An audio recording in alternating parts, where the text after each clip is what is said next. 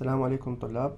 اليوم راح نبدي مختبرنا الثاني بالاندستريال فارماسي اللي هو الافيرفيزنت جرانيولز. اول شي خلينا نبدي نحكي الجرانيولز as a dosage form. Granules, not effervescent granules. If you want to define them, they can be defined as a type of a dosage form in which we have a dry aggregates of powder particles containing one or more active pharmaceutical ingredient, forming these medicinal agglomerates, which are small irregular particles depending on the mesh size. From their diameter can be from 1.68 to 4.76 millimeter. Now, granules can be either swallowed as they are, dispersed in food, or even dissolved in water, but are frequently compacted into tablets or filled into capsules. When we have them compacted into tablets or filled in the capsules, they are converted into different dosage form. Thus, in this case, they are considered an intermediate step for the preparation of tablets and capsules. But if we leave them as granules, then we will have a dosage form as granules. For example, Ural, we have effervescent granules, while Urolate U contains ordinary granules that are either dissolved or swallowed as they are. Now, for effervescent granules, they are the same as granules dosage form, but contain compounds that cause effervescence, such as sodium bicarbonate, citric acid, and tartaric acid. We will have acidic and basic compounds that will react together to give CO2, which is responsible for the effervescent action. Now, when we add them to water, the acid will react with the base, as I have said, to liberate CO2, which will result in the effervescence. Now, if we look at the advantage, we have disintegration and dissolution. The effervescent granules will allow for fast disintegration and dissolution of the active pharmaceutical agents. Because we don't have normal dissolution, the reaction caused by acid base in the water media, the aqueous media, will cause the liberation of CO2, breaking up all the particles. This will result in fast dissolution, so fast preparation of a liquid dosage form from a solid dosage form, and disintegration is the intermediate step. The second advantage, the CO2 liberation will cause local anesthetic effect, which mask undesirable taste. The CO2 will cover the taste buds, preventing much of the contact between the medicinal agent and the taste buds.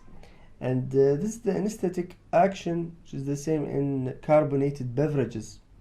The stinging sensation when we swallow it first before all the CO2, or let's say the gaseous substances liberated from the solution.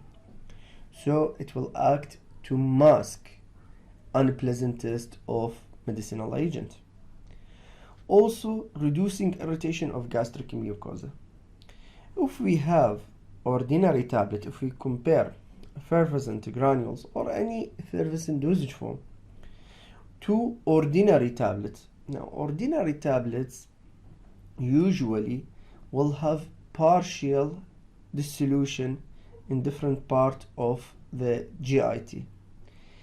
Thus, we will have an areas of high concentration of active pharmaceutical ingredient, which can cause local irritation. While in case of effervescence, this rapid dissolution and disintegration will cause like similar to just swallowing a liquid dosage form. Thus, this will give a uniform concentration throughout the GIT, preventing sites of higher concentration, which are related to anatomical and physiological aspects, differ from patient to patient. Now we have a portable dosage form.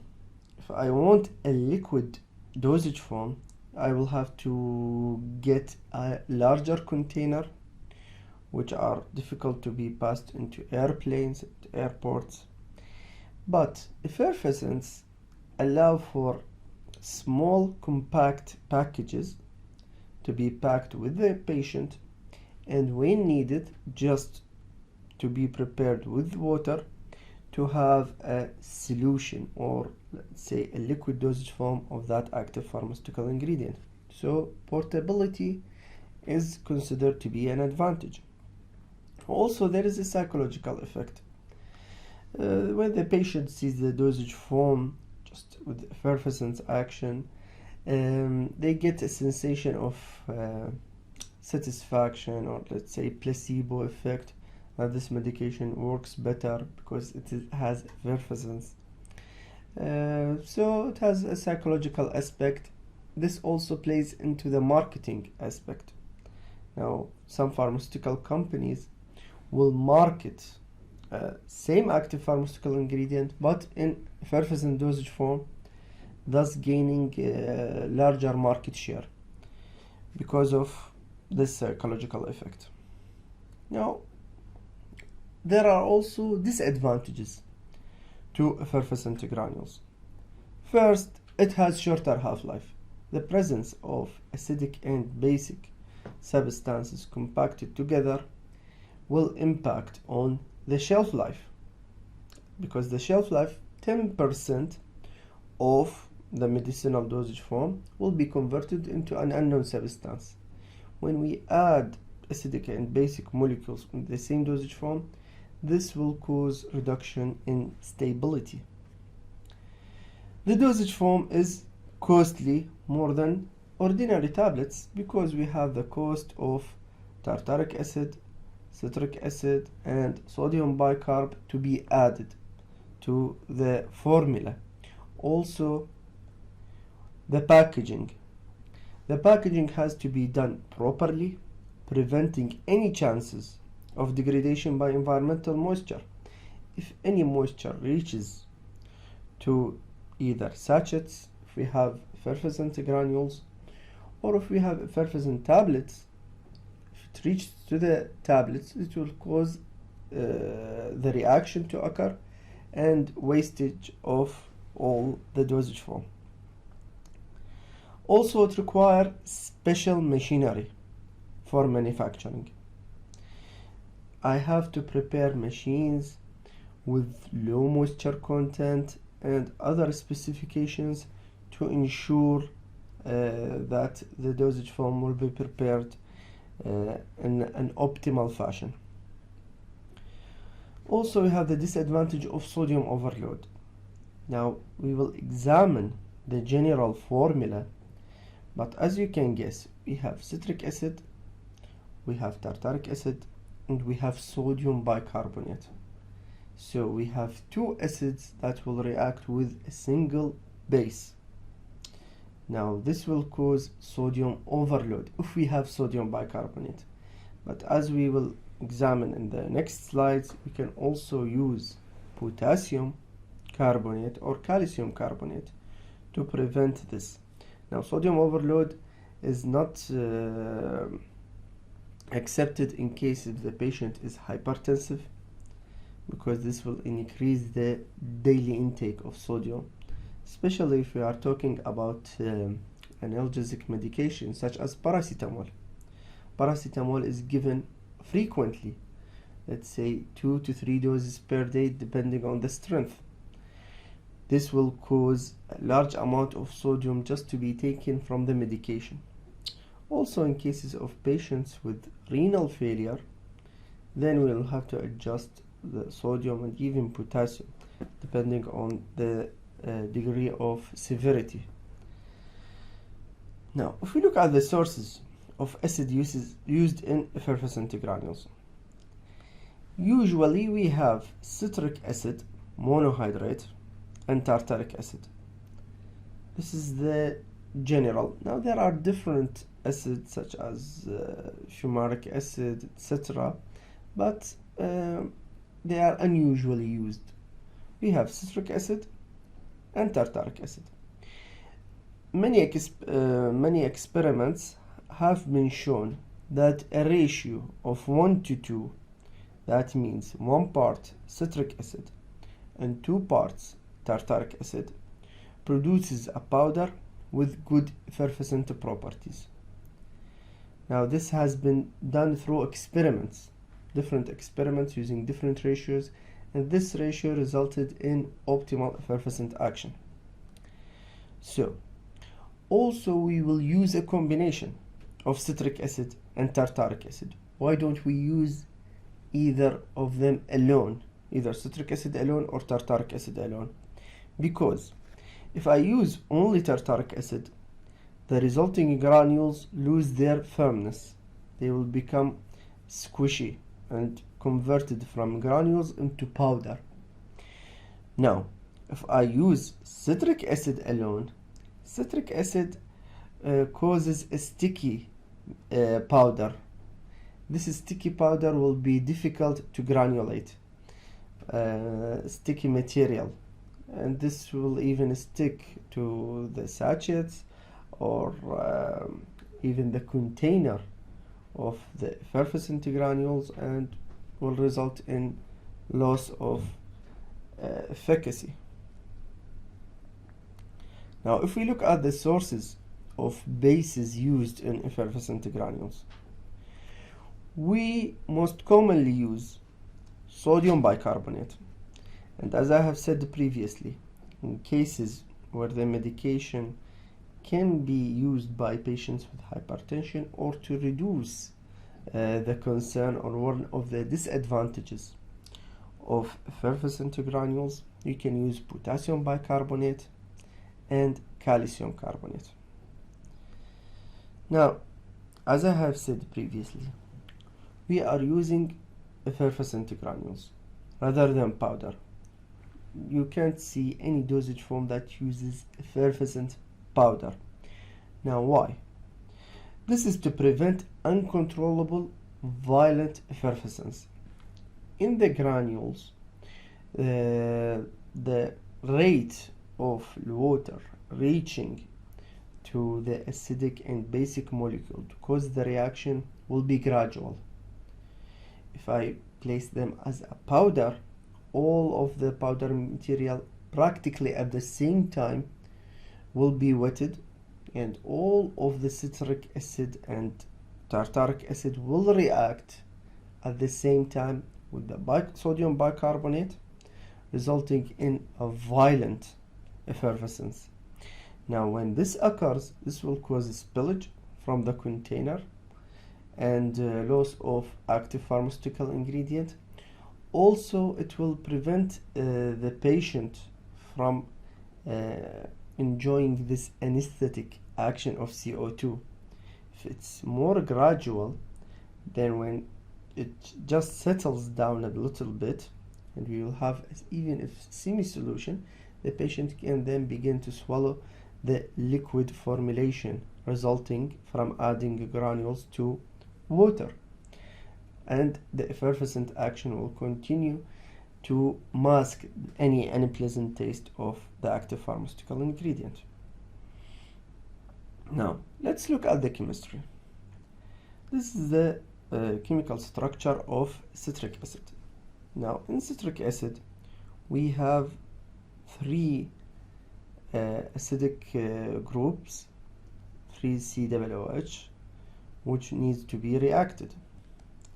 In case of tartaric acid, we only have two, and this is the sodium bicarbonate, NaHCO3.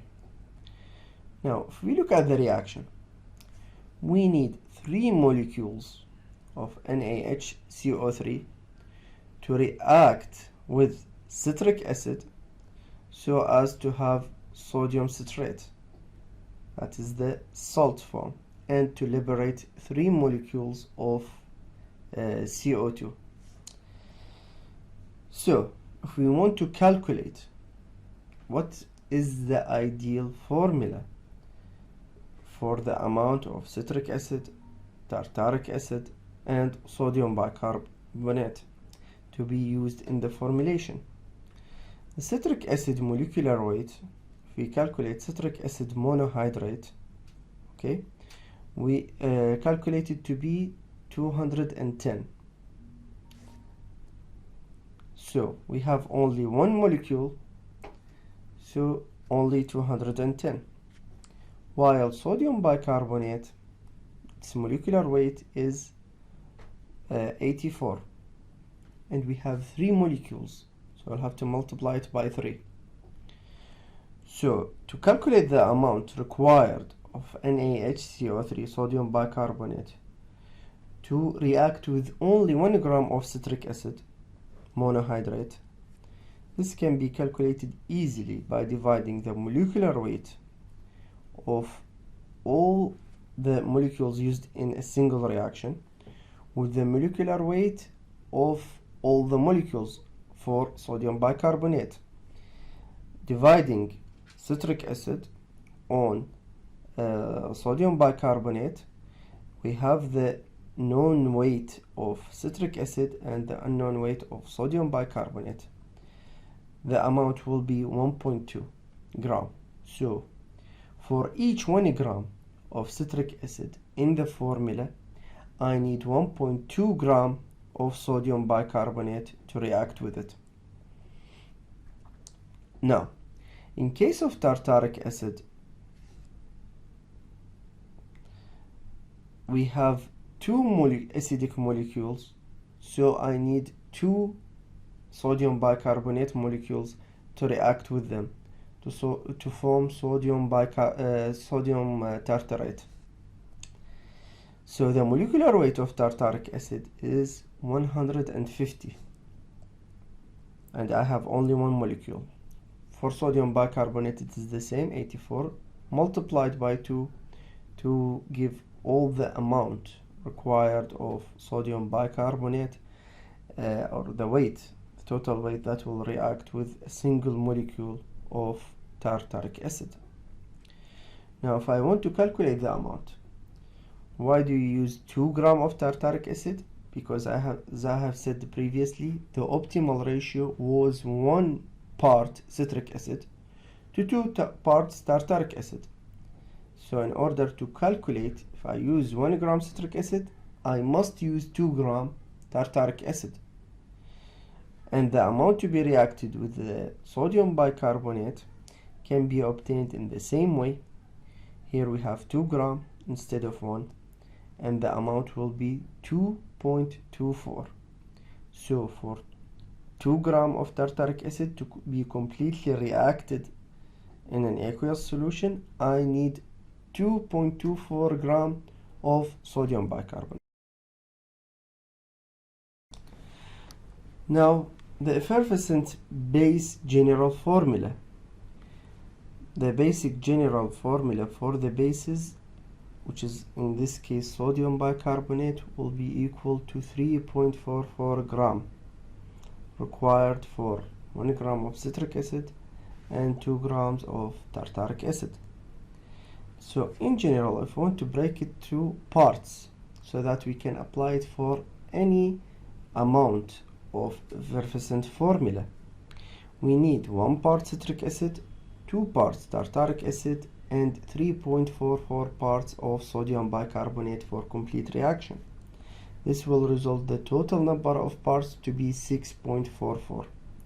We usually use 3.4 parts only of sodium bicarbonate, eliminating 0.4 part of sodium bicarbonate. This will leave a small amount of citric acid and tartaric acid unreacted, acting as flavoring agents for the final liquid dosage form after effervescent action, after adding the effervescent granule to aqueous to aqueous environment. Now this is your homework. You have to calculate the amount required of calcium bicarbonate and potassium bicarbonate that will be needed to react with citric acid and tartaric acid. That means the same principle applied for sodium bicarbonate for calcium bicarbonate alone. Calcium bicarbonate that required to react with citric acid and tartaric acid, and the total number of parts, total formula. Same is here for potassium bicarbonate. You have to repeat all the calculation and even draw the reaction for this homework. Also, you have to define what we mean by dead granules. In case of effervescent granules, in which condition we have what's called dead granules. Okay, now this is an example for an formula, complete formula Rx for magnesium sulfate. Here we have 25 gram formula to be prepared. Each dose will contain 1.5 gram of magnesium sulfate, and we have defined the amount per dose. The weight per dose of granules will be 5 gram. So 25 gram divided by 5 gram will give me the total number of doses. Now I want 1.5 gram of magnesium sulfate in each dose, so I will multiply 1.5 by 5 doses, and this will give me the total amount of active pharmaceutical ingredient in this formula, which will be magnesium sulfate. That is to be subtracted from the total weight of the formula, which is 25, and this will give me 17.5 gram of total weight of effervescent formula. Now I have to calculate the amount I need of tartaric acid, citric acid, and sodium bicarbonate. Simply, I can either divide the total amount, which is 17.5, by the total number of parts, and then multiply the amount per part by the number of parts for different components, or I can just calculate them immediately in a single step. That means dividing by the total number of parts, then multiplying by the number of parts for each component. For citric acid, I have only one part, so 1 part citric acid, and I divide 17.5 gram divided by 6.4 total number of parts.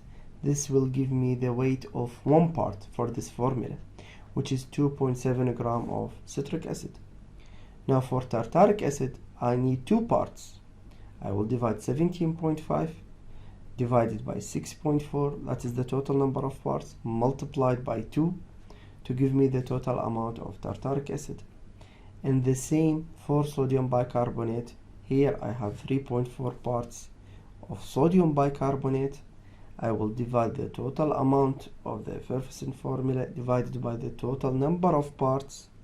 This will give me the amount per part, then multiplied by the number of parts to give me the total amount of sodium bicarbonate in this formula. Now for the preparation, we have 2 methods of preparation of effervescent granules, either a dry or fusion method. Now in this dry or fusion method, we will rely on the water of crystals of citric acid, because we are using citric acid monohydrate. This can be prepared simply by mixing the powder in a dry environment, then placing the total powder after mixing to ensure complete uniformity in the oven at a degree 34 or to 40 degree centigrade. At this temperature, the water of crystallization from citric acid monohydrate will leak out and will moisten all the powder I have to create a wet mass. It will also cause a small amount of reactions from the formula, which will result in small amount of CO2 liberated from the material, the mixture of the powders.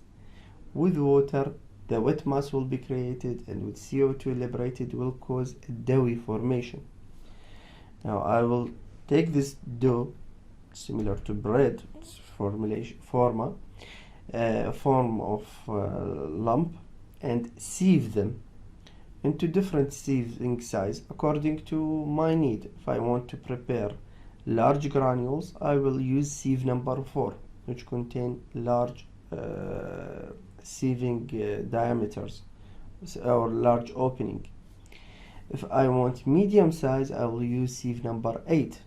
And if I want small granules, I will use sieve number 10.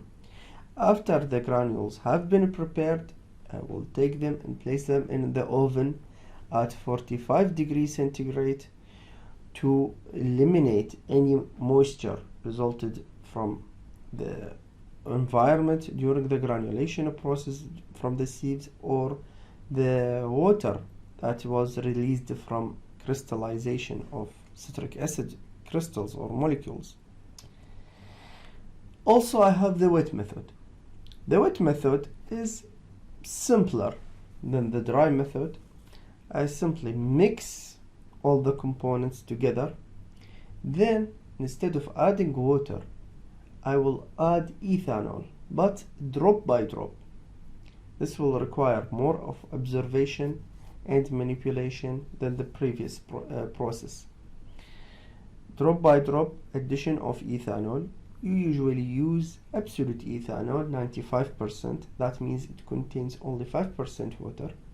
Ethanol will evaporate fast, preventing excessive reaction of the material, and the water here will act as the binder.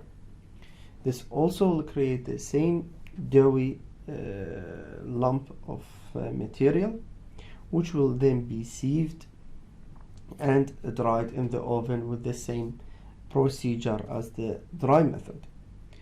Now here, how can I judge I have added enough amount of ethanol to the mixture? I will use the Boll test. The Boll test is simply placing the material, the wet mass, in the hand and then firmly press it in my hand. After I release the material in my hand, I will see if it immediately cracks, doesn't hold up, that means it has not been moistened enough, so I need to add more ethanol. If it's firm and holding together and I press it with my finger and then it breaks, that means it has been prepared adequately. Now if I press it with my finger after releasing it in my hand, and after pressing it, it remains firm and doughy material still sticking together, no cracks appearing, that means I have moistened it more than required. Okay, so this is what we mean by the Boll test. Now for your information, there are different types of powders in pharmaceutical industry. We can have powder as it is, ordinary powder, and it's usually in a small particle size, and an example is the inhalers. Steroid inhalers contain only powder, excipient and active pharmaceutical ingredient in a form of powder. Now we also have powder for dissolution. The powder for dissolution, for example, Volfast in the market, this is ordinary powder, contains solubilizing agent, surface active agent for fast dissolution of this powder, but still it is powder. We have effervescent powder formulated by some companies such as Eno, which is an anti-acid. Here we have small amount of powder to prevent violent effervescent action. So this is maintained mainly for small to intermediate dosage amount. We have powder for suspension, for example Suprax, granules for dissolution, this is ordinary granules dosage form, which is Urelate U, and we have effervescent granules for dissolution, which is found in Ural effervescent granules, and we have effervescent tablets and different vitamins such as vitamin C, multivitamins such as A to Z, And we have what's called dispersible tablet. Dispersible tablets, differing from effervescent tablets, they do not contain citric acid and tartaric acid, but they are simply similar to ordinary tablet, but with the less hardness, so they can disperse and dissolve rapidly. And also we add solubilizing agents and disintegrating agents to allow for rapid disintegration and dissolution of the tablet in water, then to be taken as a liquid dosage form. Well, thank you very much for your attendance and listening.